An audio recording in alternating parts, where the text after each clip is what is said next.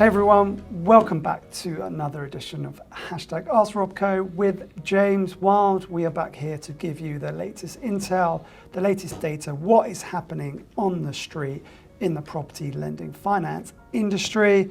Good week, James? Yeah, really good, thanks Rob. How are you? All good, all good. We are busy. We want to get straight into it. The market is buoyant, things are moving. We are at the business end of the season. As they say in football in terms, October's finished, we're in November, December. This is where the deals get closed out as we finish off the year. What's the data telling us this week? What are we seeing on the street and where is the activity? Yeah, thanks Rob. As you move into and through week 43 in terms of the data, new instructions firstly, we're at 322 this week, so we're about average. That sort of early 300s is what we've seen across Q3 and into Q4 now. The weekly sales have had a bit of a jump this week, 161, which is positive news. It's actually on the back of what we've been saying in the last few weeks. Momentum in the market has been brewing and increasing. We saw last week a record number of under offer properties. There we had 285 under offer properties last week, and some of those now coming into fruition. 161 sold properties this week. In terms of those under offer properties for this week's data, we're at 243 this week. So again, positive under offers as we move into the sort of Christmas period, the last quarter of the year, Rob. Traditionally, it's a busy time of the year in the property sector, and hopefully, as some of the seasonal, sort of typical seasonal data shifts, we've seen those altering over the pandemic months. So hopefully, this one with the property sector is going to start to align. We're going to get towards those sort of usual seasonal trends, and hopefully close off the year in a positive fashion. Yeah, thanks, James. I'm really liking those numbers.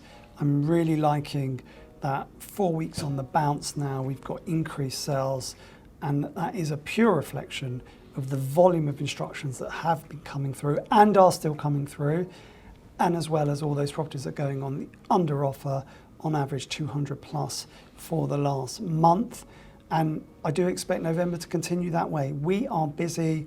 The agents are telling us they're busy. The mortgage brokers and the underwriters at the bank and the sanctioners are telling us that they're busy, and I think things are going to continue to be strong. One of the main reasons is, obviously we've heard the news, possibly surprisingly, interest rates have remained the same. I'm not quite sure how long that is going to stay that way. I'd be really surprised if at the next meet we don't see a small increase. It really was expected this time. Yeah, Rob, I think it's a case of when they go up, not if really. They just can't stay at this level for so long, especially when inflation is rising as it is. The wider economic conditions are continuing to improve for consumers. So interest rates as they are, that's going to continue to fuel the market. It's going to continue to fuel the rate wars between the lenders, and it's just going to be a case of where it bottoms out in terms of those rates which banks and lending institutions are offering to the market. Okay, James, and what else do you want to share with us from the data? So just moving through to some more property data for you from throughout the country on a national level. Average house prices have topped £250,000 for the first time, and that's on the back of Nationwide's house price index. And a typical house is now worth £250,011 as reported in their index. This is an increase of 9.9% on an annualised basis on an increase in house prices. If we take that back slightly further from the start of the pandemic, the average property price on the Nationwide HPI has increased by £30,000, which is a staggeringly sharp rise in the house prices. Experts say that these might dampen the housing market in terms of if those interest rates exceed 0.75 on the base rate in the short term. On the back of that also, Halifax have also released their house price growth figures, which they report a slightly softer growth, 7.4% on an annualised basis in the last 12 months. So Rob, we've got positivity coming out of those two indexes there, and it really is on the back of some of the sentiment we've seen here in London as well. Yeah, I mean, we've been out on the streets valuing today, looked at some properties in Grosvenor Square, very prestigious, super prime location in London, and been speaking to the agents and developers, and the international buyers are showing an interest, and there's a marked increase in levels of interest and activity from that space, which has filtered through following all the changes and the restrictions and lockdowns and so on. And naturally now we're seeing that in the transactions within those locations.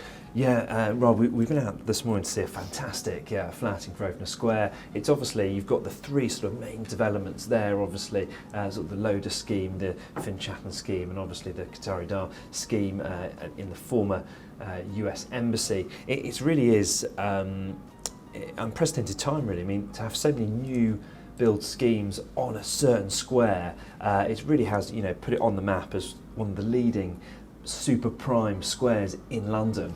I think it's a brilliant point. I know we've discussed this previously, but without question now, in 5 to 10 years, we'll be discussing that Grosvenor Square is going to be top 3 location for apartments and living space in London, and then it's going to be the battle to be the most prestigious, and whether you bring in Knightsbridge into that, certain locations in Chelsea, it's an interesting market space with modern methods of design and new build interacting with classic historical period properties in London that really makes this city and the super prime market the best that there is arguably across the world.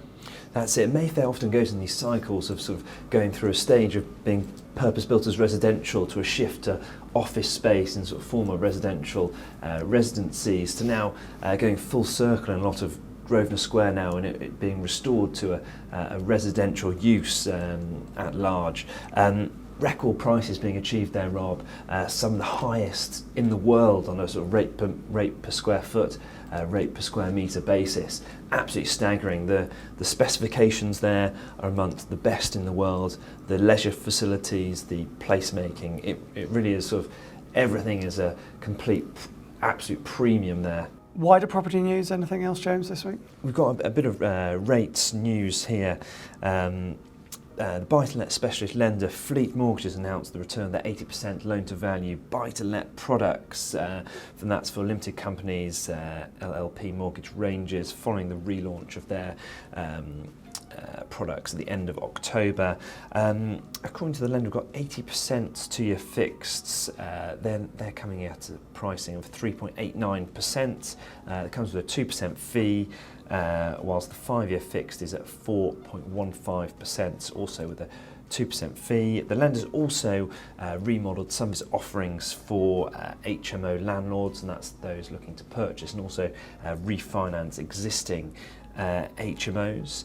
A bit of supermarket news. We spoke about it a few weeks ago. Aldi has now released some of the store locations. They're 15 stores they're opening this year as they're trying to recoup some of their lost market share in that sector, having sort of a slightly more limited online presence, which allowed some of the other supermarket chains to really sort of thrive during the pandemic. Those which are isolating at home but didn't want to make it to the supermarket, couldn't make it out to the supermarket, were able to then make use of the delivery services offered by some of the other supermarkets.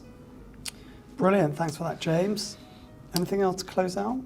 Yeah, in terms of just other news, we've got a new city in the UK. Southend-on-Sea has been awarded city status, and while some analysts are speculating that this could result in some sort of extra funding for them and possible house price growth, we'll have to wait and see what happens there. It's already obviously got the labelled as a London Southend airport as well, as a bit of a transport hub there. Very, very nostalgic for me, Southend. My parents would take me there on a day trip when I was growing up. That was part of my summer holidays. Got great ice cream and the pier and Peter Pan's playground. So very, very happy for Southend, a wonderful place. Yeah, and just to close off, in terms of mortgage applications, the September figures have been released, and those are at 72,645, which, you know, it is below some of the 100,000 figures that we saw roughly this time last year, Rob, which were absolutely off the scale. Those figures for September are still 10% on average higher than the monthly average in 2019. So I think that highlights some of the sentiment we've got in the market. And, you know, the market is still quite hot, and there's lots of positivity as we're going into quarter four. We've got, even in the wider economic conditions, these are continuing to improve. So rising interest rates may exert some cooling influence on the market, but you know, we'll have to wait and see what impact that has on the borrowers, and what impact it has on the market and pricing. Brilliant, thank you so much, James.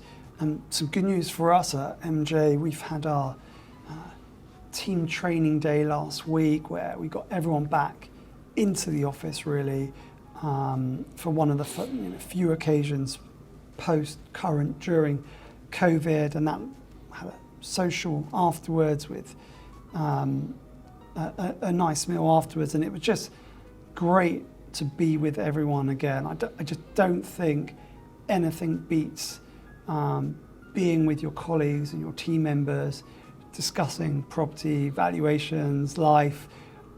It is second to none, and it, you know, brought back memories of the good days pre-COVID, and how special it is to be, you know, together as a team and with your colleagues. Love to hear from everyone out there that's going through that now with their teams, and hopefully with the Christmas period coming up, let's hope that those company and team Christmas parties come back and everyone can finally be together, having endured such challenging times over the last 18 months.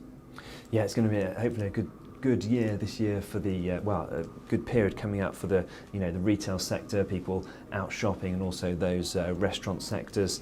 Hopefully be fully booked over the next couple of months. Brilliant, great input as always, James. Thank you so much. Thank you to everyone for your continued support. I keep saying thank you. I'm so grateful of the amazing feedback we're getting and the amazing support we're getting, the presence, both through the podcast and with YouTube, and the great interaction we're getting on all platforms specifically, and especially in LinkedIn, is just superb, and having that is the motivation for feeding all this data and intel and information, and sharing what's going on a weekly basis in our professional lives with you. So really thank you for that, and we'll see you all again next week. Take care, everyone. Thanks very much, everyone. Thanks, James.